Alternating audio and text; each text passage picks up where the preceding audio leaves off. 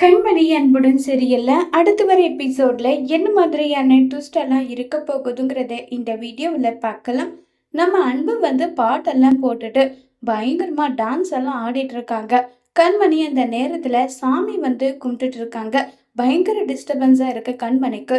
யாரு இவ்வளோ சத்தமா பாட்டு வச்சிருக்கிறதுன்னு சொல்லிட்டு கண்மணி போய் பார்க்குறாங்க. அங்க அன்பு லுங்கி எல்லாம் கட்டிக்கிட்டு பயங்கரமா மாசா பாட்டுக்கு டான்ஸ் ஆடிட்டே வீடு கிளீன் பண்ணிட்டு இருக்காங்க. கண்மணி முறைச்சிட்டு நின்றுட்டு இருக்காங்க. அன்பு பார்த்துட்டு முறைச்சா முறைச்சிக்கோ, எனக்கு எந்த கவலையும் கிடையாதுன்னு சொல்லிட்டு இப்ப நம்ம கண்மணி கிட்ட கோவமா அன்பு உள்ள போயிடுறாங்க. இப்ப கண்மணி என்ன பண்ணிட்டு இருக்க வான்னு சொல்லிட்டு காவேரி கூப்பிடுறாங்க. சொல்லுமா என்ன விஷயம் சொல்லிட்டு கேக்குறாங்க. இந்தா உனக்காக பாரு, நெய் தோசை சுட்டு எடுத்துட்டு வந்திருக்கேன், சாப்பிடுன்றாங்க. அன்பு உள்ள போனதுமே அந்த நெய் தோசை மணக்குது. என்ன இது, வயிறு பசிக்கிற நேரத்துல நெய் தோசை வாசனை வருது. ஒருவேளை கண்மணியோட வீட்டுல தான் நெய் தோசை செஞ்சிருப்பாங்களான்னு சொல்லிட்டு பயங்கரமா ஷாக் ஆகுறாங்க. வெளியே பார்த்தா நம்ம கண்மணி அன்புவை வெறுப்பேத்துற மாதிரியே பாத்தீங்கன்னா இப்போ சாப்பிட்டுட்டு இருக்காங்க. படுபாவி, என்ன பசிக்க வைக்கிறத பார்த்துட்டு இப்படி பண்ணிட்டு இருக்காளே நல்லா சொல்லிட்டு ரொம்பவே ஷாக்கிங்ல இருக்காங்க. இப்ப பாத்தீங்கன்னா நம்ம கண்மணி சாப்பிட்டுட்டு வெறுப்பேத்து இப்ப வாட பார்க்கலாம் டான்ஸ்ன்னு சொல்லிட்டு கண்மணி வெறுப்பேத்துற மாதிரி பண்ணிட்டு இருக்காங்க. அடுத்ததா பாத்தீங்கன்னா தர்மதுரை அனுப்பின ஆளுங்க ஒவ்வொரு வீடா காலிங் பில் அடிச்சிட்டு இருக்காங்க. கண்மணி காலிங் பில்ல போயிட்டு ஓபன் பண்றாங்க. அங்க பார்த்தா சின்னதா ஒருத்தர் இந்தாங்க உங்களுக்கு பாலும் பேப்பருன்றாங்க. நான் இதை கேட்கவே இல்லையே, பணம் என்ன வேஸ்டா போகுதா? பணம்லாம் எங்களுக்கு ரொம்பவே கஷ்டப்பட்டு தான் வருது, அதனால எங்களுக்கு இது வேண்டான்னு சொல்லிட்டு இருக்காங்க. இங்க பாருங்க, இந்த கெஸ்ட் ஹவுஸ்ல இருக்கவங்க எல்லாருக்குமே இது கம்பல்சரி கொடுப்போம். மாசத்துல 5வது நாள் நாங்க பணத்தை கேட்போம், நீங்க கொடுத்துடுங்க. பில்லு உங்களுக்கு டிரான்ஸ்ஃபர் ஆயிடுன்றாங்க. உடனே கண்மணி, நாங்க யாரும் பேப்பர் படிக்கிறது இல்ல, பாலும் எங்களுக்கு தேவை கிடையாதுன்னு சொல்லிட்டு கண்மணி சொல்றாங்க. இதை கேட்டதும் கம்பல்சரி வாங்கிதான் ஆகணும், இதுதான் இந்த கெஸ்ட் ஹவுஸோட ரூல்ஸ்ன்னு சொன்னதும் உடனே காவேரி ஏய் இது ஜீவா தம்பியோட ரூல்ஸா இருக்கும், எதுக்கு கண்மணி தேவையில்லாத வம்பு பண்ணிட்டு இருக்க, வாங்கிக்கோ கண்மணின்னு சொன்னதும் கண்மணி சொன்னதை கேட்டதும் உடனே வாங்கிக்கிறாங்க. இப்ப உடனே அன்போட வீட்டுக்கு போறாங்க. அன்பு யார் அதுன்னு சொல்லிட்டு கேக்குறாங்க. ஹலோ கீழே பாருங்கன்னு சொன்னதும் என்ன விஷயம் சொல்லுங்க, இன்னாங்க பேப்பர் பாலுன்றாங்க. எனக்கு பாலில் கொழுப்பு இருக்கும், அதனால எனக்கு பால் தேவை கிடையாது. அதே மாதிரி பேப்பர் படிக்கிற பழக்கம் எனக்கு கிடையாது. எல்லா நியூஸும் நான் ஃபோன்லேயே பார்த்துக்கிறேன், எனக்கு தேவையில்லைன்றாங்க. இங்கே பாருங்க, இதுதான் கெஸ்ட் ஹவுஸோட ரூல்ஸு, நீங்கள் வாங்கித்தான் ஆகணுன்றாங்க. அப்படி எந்த ரூல்ஸும் இருக்கிற மாதிரி எனக்கு தெரியல, தேவையில்லாத வேலையெல்லாம் பண்ணிக்கிட்டு அவ்வளோதான் சொல்லி கண்டபடி திட்டி அனுப்பிடுறாங்க. இப்போ தர்மதுரை இங்க பாருங்க, 40% கமிஷனுக்கெல்லாம் நான் படாத பாடுபட்டுட்டு இருக்கேன். இனியும் என்னால படாத பாடெல்லாம் பட முடியாது, தயவு செஞ்சு இப்படி பண்ணாதீங்கன்னு சொல்லி பேசிட்டு இருக்காங்க. உடனே தர்மதுரையோட ஆளு வராங்க. என்ன அந்த கண்மணிக்கும் அன்புவுக்கும் பேப்பர் பாலும் நம்ம இதுல சேர்த்துட்டியான்றாங்க. அந்த கண்மணினா கூட பரவாயில்ல, அவங்க அம்மா சொன்னதும் வாயை மூடிக்கிட்டு சொல்ற பேச்சு கேக்குது. ஆனா இந்த வம்பு இருக்கான் பாரு, ஏய் அவன் பேரு வம்பு கிடையாது, அன்பு. அவன் தான் இனி வன்பு தான் நான் கூப்பிடுவேன். வம்பு இழுக்கிற மாதிரி பேசிட்டு என்னெல்லாம் பண்றான்னு தெரியுமா, எப்படி எல்லாம் என்ன அசிங்கப்படுத்திட்டான்னு தெரியுமான்னு சொல்றாங்க. உடனே தர்மபுத்தர், அவனுக்கு ஏகப்பட்டதா நான் தீர்க்க வேண்டிய பகை எக்கச்சக்கமா இருக்கு, என்கிட்டயுமே அவன் அப்படிதான் விளையாடிட்டு இருக்கான். இனியும் இல்லைன்னா என்னை விட முட்டாள யாரும் கிடையாது. இந்த தர்மத்துறை யாரு எப்படிப்பட்டவன்றத அவனுக்கு கூடி சீக்கிரம் காட்ட வேண்டிய நேரம் வந்துருச்சுன்னு சொல்லிட்டு தர்மதுரை முடிவு பண்றாங்க.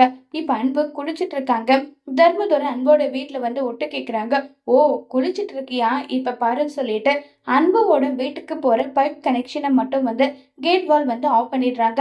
அன்பு குளிச்சுட்டு சோப்பு போட்டிருக்கும் போது ஐயோ என்னடா இது இப்படி ஆயிடுச்சு, தண்ணி வரலையேன்னு சொல்லிட்டு டவலை கட்டிக்கிட்டு சோப்பெல்லாம் தொடச்சிட்டு, அக்கா என் வீட்டுல மட்டும் தண்ணி வரல, தண்ணி வருதாக்கான்றாங்க. இப்பதான் தம்பி டேங்க் ஃபுல் பண்ணாங்க, தண்ணி எல்லாம் வருமேன்றாங்க.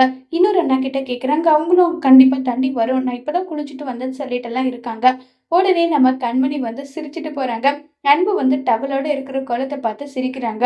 உடனே அன்பு, என்ன நடக்குதுங்க, எதுக்காக நீ தேவையில்லாம என்னை பார்த்து சிரிக்கிறேன்றாங்க. இந்த தும்மல் இரும்பல் ஏப்பம் பசி இது எல்லாமே நமக்கு எப்ப எடுக்கும்னு தெரியாது, அது இயற்கையா வருது.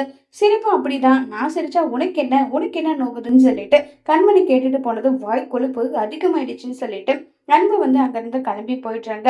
இப்ப நம்ம அன்பு வந்து குடிக்கிறதுக்கு தண்ணி வருது, அட்லீஸ்ட் அந்த 2 கூட எடுத்துட்டு வந்தாவது நம்ம வந்து குளிக்கிறதுக்கு அரேஞ்ச் பண்ணிக்கலாம்னு சொல்லிட்டு லைன்ல வந்து நின்றுட்டு இருக்காங்க. லைன்ல வந்து நின்றதுமே தர்மதுரையோட ஆளுங்க, ஓஹோ வாடி வா, இங்க வந்து நின்றுட்டு இருக்கியா, இப்ப உன்னை என்ன பண்றேன் பாருன்னு சொல்லிட்டு ரொம்பவே கோபத்துல வந்து இருக்காங்க. இப்ப நம்ம அன்பு வந்து தண்ணிக்காக வந்து நேரா வராங்க. ஹலோ ஹலோ நில்லுப்பா, எதுக்காக நேரா வர, இங்க இத்தனை பேர் குடிக்கிறதுக்கு தண்ணி இல்லாம நின்றுட்டு இருக்கோம், நீ பாட்டுக்கு வந்தா என்ன அர்த்தம்ன்றாங்க. அக்கா, நான் என்னுடைய டேப்ல தண்ணியே வரல, குளிக்கலக்கா, குளிக்கிறதுக்காக தண்ணி எடுத்துட்டு போலான்னு வந்துடுறாங்க. ஏப்பா, குடிக்கிறதுக்கு தண்ணியே பத்த மாட்டேங்குது, இங்க என்னடானா நீ இப்படி பண்ணிட்டு இருக்கன்னு சொல்லிட்டு ரொம்பவே கோவப்பட்டு வந்து பேசிட்டு இருக்காங்க. உடனே நம்ம அன்பு கிட்ட வந்து கண்மணியோட சித்தப்பா வந்து, தம்பி உங்களுக்கு வேலைக்கு போக நேரமாக்கும், இங்க வந்து நில்லுங்க, நான் இடத்த விடுறேன், தண்ணி வந்து இங்க புடிச்சிட்டு போங்கன்றாங்க. அதெல்லாம் ஒண்ணும் வேண்டாம் வேண்டாம்னு சொல்றேன் இல்லைன்னு சொல்லிட்டு அன்பு வந்து கோபத்துல இருக்காங்க. இன்னொரு பக்கம் வந்து நம்ம சிவகாமியை கட்டுறாங்க. சிவகாமி அன்புக்கு கால் பண்ணிட்டே இருக்காங்க. அன்பு வந்து போனை எடுக்கிறதுல உடனே கார்த்திக் வாங்க வந்து, என்னாச்சு பெரியம்மா, என்ன பண்ணிட்டு இருக்கீங்க, சாப்பிட்டீங்களா நீங்கன்னு சொல்லி கேக்குறாங்க. இல்ல சாப்பிடல, எத்தனை நாளைக்கு தான் இப்படி சாப்பிடாம இருக்க போறீங்க, இந்த அன்பு ஏண்டா போன் பண்ணா கூட எடுக்க மாட்டேங்கிறான்றாங்க. நீங்க ஒரு வேளை போனை எடுத்தா என்ன சொல்லுவீங்க, எங்க இருக்கு அன்புன்னு சொல்லிட்டு கேட்பீங்க. அன்பு எங்க இருக்காரோ அங்க போயிட்டு அழுந்து எப்படியாவது வீட்டுக்கு வான்னு சொல்லி கூப்பிடுவீங்க. அதனாலதான் அன்பண்ண போன் எடுக்க மாட்டேங்கிறாரு, விட்டுருங்க. நானும் எத்தனையோ முறை போன் பண்ணிட்டேன், எத்தனை முறை போன் பண்ணாலும் அண்ணன் எடுக்க மாட்டேங்குதுன்றாங்க. எதுக்காகடா இவன் வீட்டை விட்டு போகணும்ன்றாங்க. ஏன் உங்களுக்கு தெரியாதா, வெண்ணிலா இந்த வீட்டுல இருக்கிறது அன்பண்ணனுக்கு பிடிக்கல, அதனாலதான் அவரு வீட்டை விட்டு போனாரு. இந்த வெண்ணிலாவை வீட்டை விட்டு துரத்துறத விட்டுட்டு எதுக்காகடா அன்பு வீட்டை விட்டு போகணும்னு சொல்லி கேக்குறாங்க. பாட்டியோட மனசுல பாட்டியோட சப்போர்ட்ல ஸ்ட்ராங்காவே இந்த வீட்டுல இருக்கா. பாட்டியோட பேச்ச மீற முடியாத அன்பண்ண அவர் பாட்டுக்கு கிளம்பி போயிட்டாரு. இங்க பாருங்க பெரியம்மா, நீங்க கவலைப்படாம இருங்க, அன்பண்ண அவரை நல்லபடியா பார்த்துப்பாரு. எல்லாத்துக்குமே ஒரு நேரம் காலம் வரும், அண்ணியும் சரி அண்ணனும் சரி கண்டிப்பா ஒண்ணு சேர்ந்து சந்தோஷமா வாழுவாங்க. இது நினைச்செல்லாம் நீங்க வருத்தப்படாம இருங்கன்னு சொல்லிட்டு சிவகாமியை ஆறுதல் படுத்திட்டு இருக்காங்க. உடனே அந்த இடத்துக்கு பாட்டி வந்துடுறாங்க. என்ன சிவகாமி, எதை பத்தி பேசிட்டு இருக்கேன்னு சொல்லி கேக்குறாங்க. அன்பு வீட்டை விட்டு போய் இத்தனை நாள் ஆச்சு, ஒரு முறை கூட போன் பண்ணி பேசல, வீட்டுக்கும் வரல, அதை நினைச்சுதான் வருத்தப்பட்டுட்டு இருக்கேன்றாங்க. அவனா கொலைப்பேரி வீட்டை விட்டு போனா, யாராவது வீட்டை விட்டு போங்க நாங்க யாராவது சொன்னோமா, இல்ல இல்ல, என்னால இருக்க முடியாதுன்னு அவன் பாட்டுக்கு வீட்டை விட்டு போயிட்டான். உடனே கார்த்திக் சொல்றாங்க, பாட்டி அண்ணாவா வாலண்டரியா ஒண்ணும் வீட்டை விட்டு போகல, அந்த வெண்ணிலா இங்க இருக்கிறது அண்ணனுக்கு பிடிக்கல, அதனாலதான் அண்ணன் வீட்டை விட்டு போயிட்டாங்கன்றாங்க. இங்க பாருடா, இப்ப கௌரவமா இந்த வீட்டுல இப்ப வரைக்கும் வசதி குறையாம நம்ம வாழ்ந்துட்டு இருக்கோம்ல, அது எல்லாம் யாருடைய காசுன்னு நினைக்கிற, வெண்ணிலா போட்ட பிச்சை காசு. அதை பத்தி நீங்க யாராவது யோசிச்சு பாக்குறீங்களா? வெண்ணிலாவை ஏன் வீட்டுல விட்டீங்க, வெண்ணிலாவை எதுக்காக இங்க இருக்கான்னு சொல்லி மட்டும் கேக்குறீங்க. அவ நம்மளுடைய கஷ்ட காலத்துல நமக்கு உதவி பண்ணா, அத முதல்ல புரிஞ்சுக்கோங்க. அன்புதான் புரியாம அறிவு கெட்ட தனமா இப்படி பண்றான்னா உங்களுக்கு எங்க போச்சு அறிவு, ஏன் நீங்களும் இப்படி பண்றீங்கன்னு சொல்லிட்டு ரொம்பவே கோவப்பட்டு வந்து பேசிட்டு இருக்காங்க. உடனே சிவகாமி சொல்றாங்க, பணம் வெண்ணிலா கொடுத்தா அதுக்காக அவ என்ன பண்ணாலும் ஏது பண்ணாலும் அதை பொறுத்துக்கிட்டு இருக்கணும்னு சொல்றீங்களா அத்தன்னு சொல்லி கேக்குறாங்க. அன்புக்கு கொஞ்சம் கூட அந்த வெண்ணிலா இந்த வீட்டுல இருக்கிறது விருப்பம் இல்ல. அன்பு உங்க பேச்ச தட்டாம கட்டுன பொண்டாட்டின்னு கூட பார்க்காம அவளை வீட்டை விட்டு துரத்தனா. ஆனா நீங்க என்ன பண்ணீங்க, கடைசியில வெண்ணிலாவுக்காக விட்டு கொடுத்து அன்புவே வீட்டை விட்டு துரத்திட்டீங்க. இப்ப உங்களுக்கு சந்தோஷமா நிம்மதியா சொல்லுங்க நல்லா சொல்லிட்டு ரொம்பவே கோவப்பட்டு வந்து பேசிட்டு இருக்காங்க. இதை கேட்டதும் வெண்ணிலா வந்து, பாட்டி எதுக்காக என்னால உங்க வீட்டுக்குள்ள தேவையில்லாத பிரச்சனை, நான் போயிடுறேன் பாட்டி.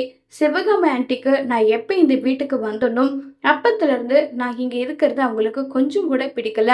அப்படி இருக்கும்போது நான் ஏன் இங்க இருக்கணும், உங்களுக்காக தான் எவ்வளவு அசிங்கப்பட்டாலும் அவமானப்பட்டாலும் அது எதை பத்தியும் கவலைப்படாம நான் பாட்டுக்கு இருந்தேன். ஆனா இனியும் என்னால இங்க இருக்க முடியும் தோணலன்னு சொல்லிட்டு வெண்ணிலா பயங்கரமா டிராமா பண்றாங்க.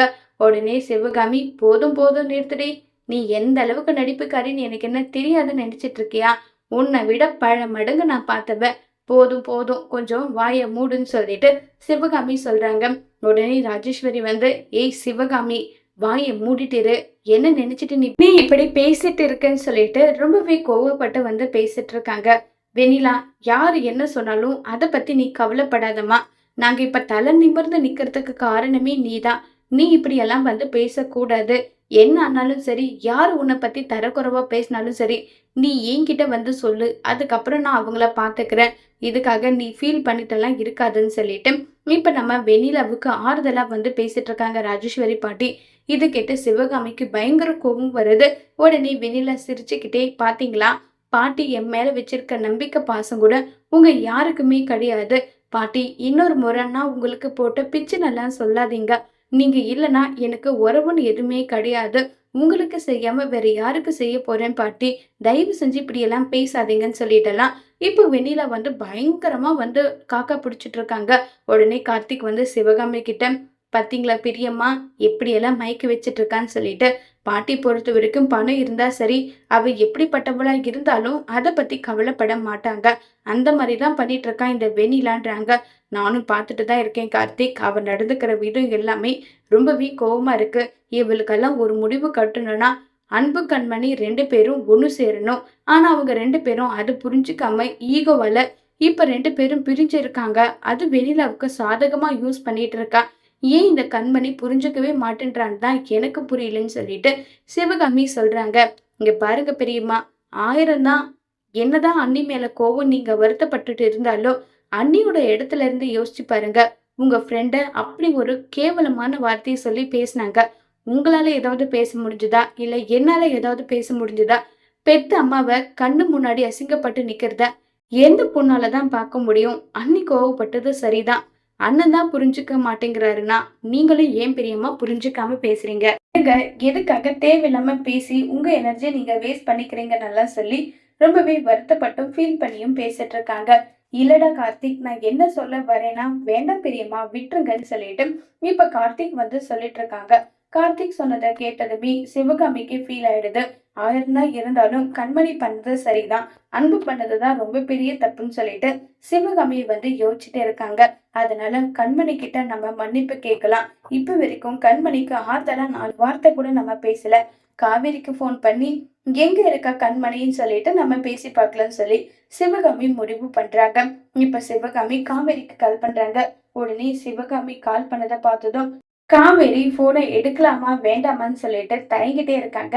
அப்ப காவேரியோட தங்கச்சி கேக்குறாங்க, அக்கா யாருக்கா போன்ல, ஏன் போனை எடுக்காம தயங்கிட்டே இருக்கீங்கன்னு சொல்லி கேக்குறாங்க. சிவகாமி தான் போன் பண்ணிருக்கா, போனை எடுக்கிறதா இல்லையான்னு தெரியல, குழப்பமா இருக்குன்றாங்க. வேண்டாங்க்கா எடுக்காதீங்க. என்னதான் உயிர் ஃப்ரெண்டா இருந்தாலும் உங்களை பத்தி வந்து அந்த அளவுக்கு தரக்குறைவா அவங்க மாமியார் பேசுறாங்க. அதை பார்த்துக்கிட்டு சிவகாமி அவங்களும் நின்றுட்டு தானே இருந்தாங்க. உங்களுக்கு கொஞ்சமாவது ஏதாவது ஒரு வகையில அவங்க சப்போர்ட் பண்ணாங்களா? அப்படி இருக்கும்போது நீங்க எதுக்காகக்கா அவங்க கிட்ட பேசணும்? இத்தனை நாள் கழிச்சு திரும்ப இப்ப போன் பண்ணிக்கிறாங்க. நடந்த எல்லாத்துக்கும் சேர்த்து மன்னிப்பு கேட்பாங்க. நீயும் பெருசு மனுஷு பண்ணி மன்னிச்சிடுவ. எதுக்காக வேண்டாம் விட்டுருக்கான்றாங்க. ஏய், அவ எதுக்காக போன் பண்ணன்றது தெரியாம நம்மளாவே ஒரு முடிவுக்கு வர முடியாது. முதல்ல என்ன விஷயம் என்ன ஏதுன்னு கேட்கலாம் இருன்னு சொல்லிட்டு காவேரி சொல்ல சிவகாமின்னு போன் பண்றாங்க. காவேரி என்ன பண்ணிச்சிடுன்னு சொல்லிட்டு கதறி அழுறாங்க. ஏய், எதுக்காக என்கிட்ட நீ மன்னிப்பெல்லாம் கேக்குற? என்ன விஷயம் சொல்லுன்னு சொல்லிட்டு கேக்குறாங்க. இல்ல, என்னுடைய மாமியார் உன்னை பத்தியும் உன் குடும்பத்தை பத்தியும் கண்மணியோட பொறுப்பை பத்தியும் ரொம்பவே தப்பா வந்து பேசினாங்க. அது ரொம்ப பெரிய தப்புதான் சொல்லி ரொம்பவே வருத்தப்பட்டும் ஃபீல் பண்ணியும் பேசிட்டு இருக்காங்க. இத கேட்டதும் உடனே சிவகாமி கிட்ட வந்து காவேரி, நடந்தது நடந்து முடிஞ்சு போச்சு, நடந்து முடிஞ்சதை இனி மாத்த முடியாது, விடு. இதுக்கு நீ ஏன் ஃபீல் பண்ற?